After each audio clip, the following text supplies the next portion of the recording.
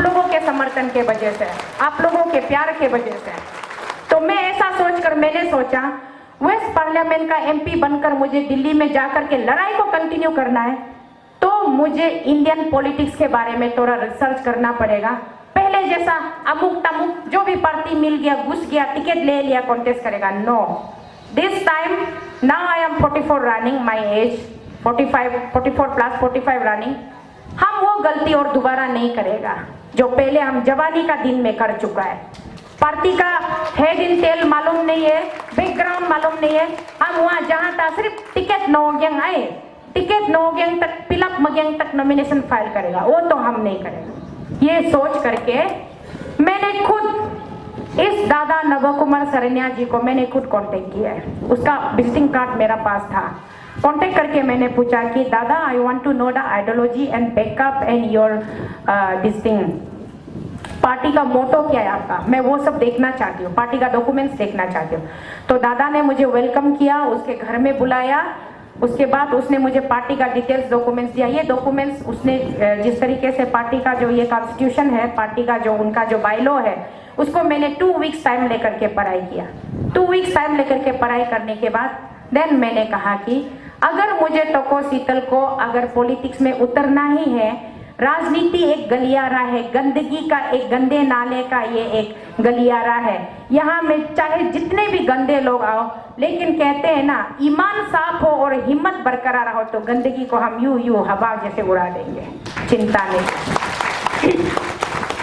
तो इसीलिए भारत की राजधानी में भारत की राजनीति में, इंडियन पॉलिटिक्स में मुझे उतरना है, तो पॉलिटिकली मेरा अपना भी सोच विचार, मेरा अपना कंसेप्ट क्लियर होना पड़ेगा कि मैं एग्जैक्टली क्या हूँ और क्या कर सकती हूँ और क्या करने जा रही हूँ और क्या करना चाहती हूँ।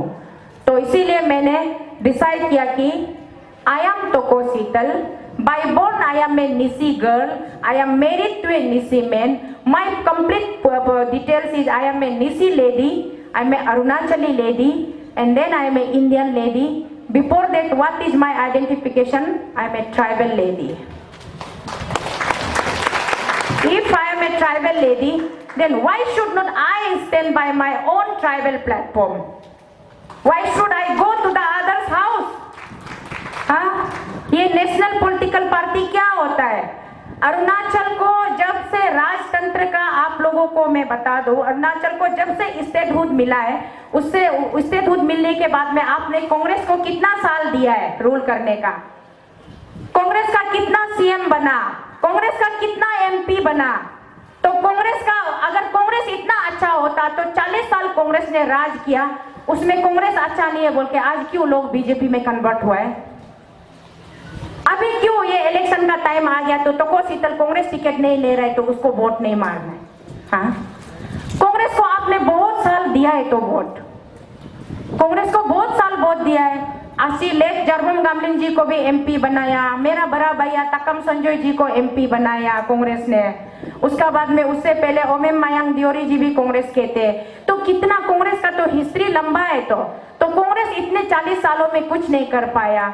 और आज अगर ये कांग्रेस का ही लोग है, ये कोई तो अलग प्राणी, अलग प्लानेट से तो आया हुआ नहीं है, सारा कांग्रेस का लोग निकल के बीजेपी बन के 9 ईयर से अरुणाचल में धमाका मचा के रखा हुआ है, लोगों का सांस लेने में सफोकेशन क्रिएट करके रखा हुआ है, भूखा प्यासा लोगों को मार रहा है, इतना जुल्मो सितमदार है। ये कौन है? ये भी तो कांग्रेस का ही पैदा किया वाला बच्चा ही लोग है ना, आज बीजेपी का कपड़ा पहन के बैठा हुआ है। हाँ, तो अरुणाचल में हम लोग पार्टीबाजी, अगर आप बात करता है, आप बोलता है आम आदमी पार्टी से क्यों टिकट नहीं ले? अरे भाई, आम आदमी पार्टी का deputy chief minister corruption charge में जेल में बैठा हुआ है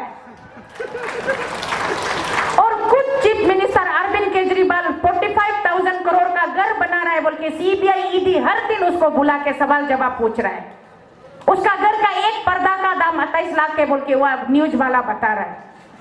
तो हम जो करप्शन नहीं चाहिए बोलने वाला महिला, जो वो करप्टेड वाला आदमी लोग का पार्टी में जाके हम टिकट लेगा? नेवर, कभी नहीं। टिकट का साथ में पैसा 1 कुंटल देने से भी हम नहीं लेगा। ये मेरा स्टैंड है। और दूसरा है एनपीपी क्यों नहीं लिया है बोलते। एनपीपी क्या है? यहाँ में पेमा खांडू साहब बीजेपी में बैठा है पर्स माइकी बनके, एनपीपी उसका समर्थन में यहाँ कांग्रेस संगमा का पार्टी बनके बैठा है सेकंड माइकी बनके। तो पर्स माइकी और सेकंड माइकी का बीच में हम कहां से जगह मिलेगा? और अगर हम गलती से एनपीपी टिकट लेने से तब हमको बोलना चाहिए था ये किरण रिजिजू का बी टीम है बोल के ना। किस हैसियत से आज हमको किरण रिजिजू का बी टीम में बोला जा रहा है? रिश्ता में किरण रिजिजू मेरा जीजा जी है, मेरा असली जीजा जी। उसका जो मिसेस है जोरम रीना, वो मेरा दीदी है। हम लोग जोटम जोरम एक ही बाप का बच्चा होता है। रिश्ता हमारा जिंदगी भर चलता रहेगा, लेकिन नीति और नियति अलग चीज है। उसके गलत नीतियों के वजह से, उसके एक एरोगेंट एटीट्यूड के वजह से, उसके इग्नोरेंस बिहेवियर के वजह से आज जनता उनसे नाखुश है और उनके अल्टरनेट में मुझे देख रहा है, तो इसमें मेरी कोई गलती नहीं है।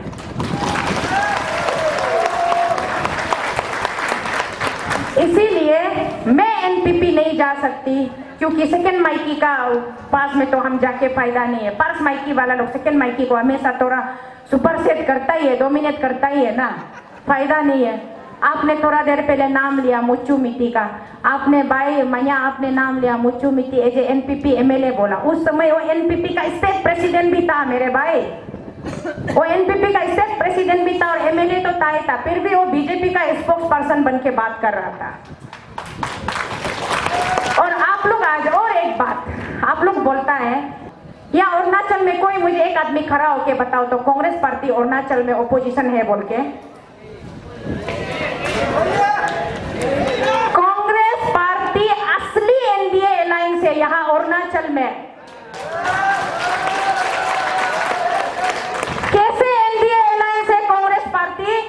पेमा खांडू बीजेपी का चीफ मिनिस्टर है, नाबम तुकी कांग्रेस का स्टेट प्रेसिडेंट है, लोम्बू ताइंग कांग्रेस का सीएलपी लीडर है, और ये दोनों डिस्ट्रिक्ट डेवलपमेंट कमेटी का चेयरमैन है बीजेपी का गवर्नमेंट में।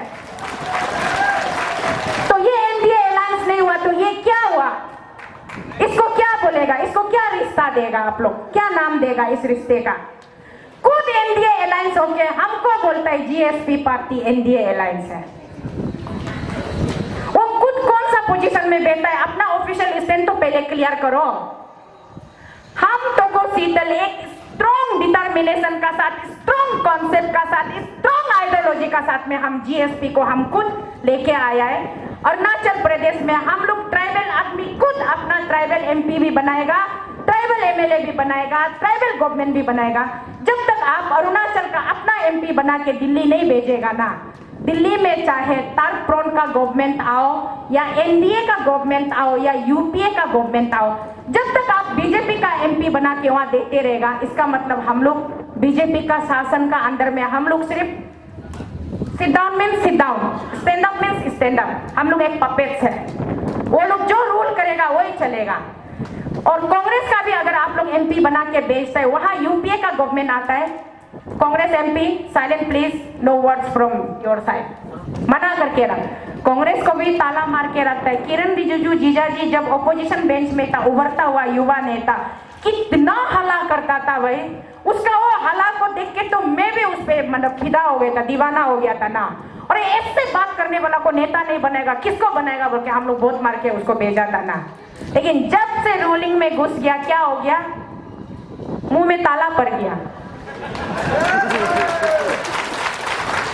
तो इसीलिए मैं इस बार 2024 के लोकसभा इलेक्शन में आप सब अरुणाचल प्रदेश के मेरे परिवार वालों को, आप लोगों ने मुझे खुद बोला है बेटी अनी बहन आप हमारा रिप्रेजेंटेटिव बन के जाओ बोला है। तो हमारा रिप्रेजेंटेटिव बनने के लिए इंडिपेंडेंट उठ के फायदा नहीं है, क्योंकि इंडिपेंडेंट से कोई भी कैंडिडेट, चाहे वो ग्राम पंचायत मेंबर हो, जिला परिषद मेंबर हो, या मेंबर ऑफ लेजिस्लेटिव असेंबली हो, या मेंबर ऑफ पार्लियामेंट हो, उसका कोई वजूद नहीं होता है इंडिपेंडेंट वाला का। एक ना एक पार्टी आइडियोलॉजी का साथ में आपको स्ट्रांगली स्टैंड करना पड़ता है। तो इसीलिए मैं एक ऐसा ट्राइबल कॉन्सेप्ट वाला पार्टी लेकर आई हूँ